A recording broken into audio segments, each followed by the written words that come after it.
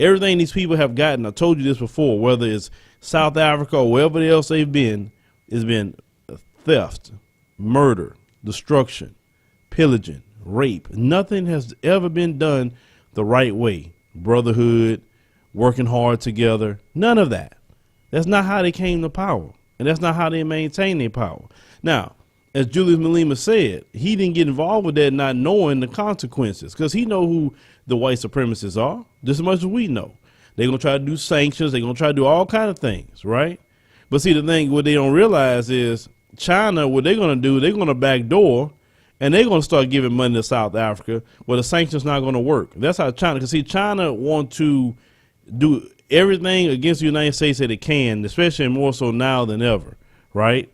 So China's undermining the United States, especially a lot of places in Africa. Now, I heard the situation about China and Africa, especially in the area of business. And, you know, a lot of times we say China don't need to be the XYZ. Well, then I was explained to by the prominent business people in Ethiopia that the reason why they're dealing with China, because China gives the money, China wants to invest, but China don't want to control the country.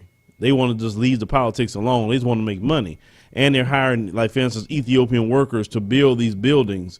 They're not having the guys to sit out and not make any money. It's kind of hard for them not to take that deal when they're creating jobs and also investing into the country, because they say that when America comes in, they want to tell you what your president what to do. They want to put what laws you should be following, everything, just so they invested some money. So they're saying, hell no, we rather deal with China. So if they do pull sanctions, I can see China coming right behind them and saying, look, I'll give you money to sustain yourself during the sanctions. Don't worry about it. Because these white supremacists, they are hell-bent on oppressing God's people. They're hell-bent on that.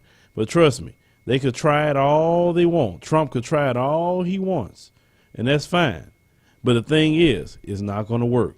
The EU, if they try it, it's not going to work. If the UK try it, it's not going to work.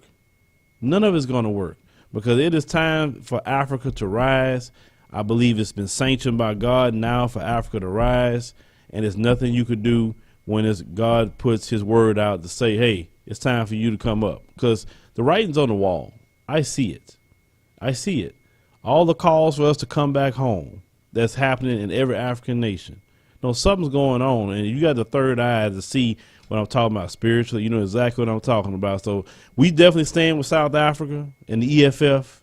Brothers and sisters, don't put up with the white supremacist colonizer at all. We stand with the BLF out there. Don't put up with this white supremacist colonizer. If he don't like being in South Africa, he can carry himself back to the Netherlands. But, oh, I forgot, the Netherlands don't want them either. Nobody wants them. So since nobody wants them, they need to humble themselves and get along with the program. But they're not going to do that, because it's not in their nature as a white supremacist to get along with nobody. Either they're murderers, they try to harm people, they want to control everyone else, they want everyone to do the work for them, and they don't do anything. So, no, the tide has turned. It's over with. It's only a matter of time. But leave me a comment. Let me know what you think about this particular story, as Donald Trump once again peddles more fake news, lies straight from the mouths of white supremacists. Even the ADL has called that out, of all people. But Julius Malema also pointed out the genocide in the United States that Donald Trump don't say nothing about. Donald Trump don't care about the genocide of black people in the United States because he's a white supremacist. That's why.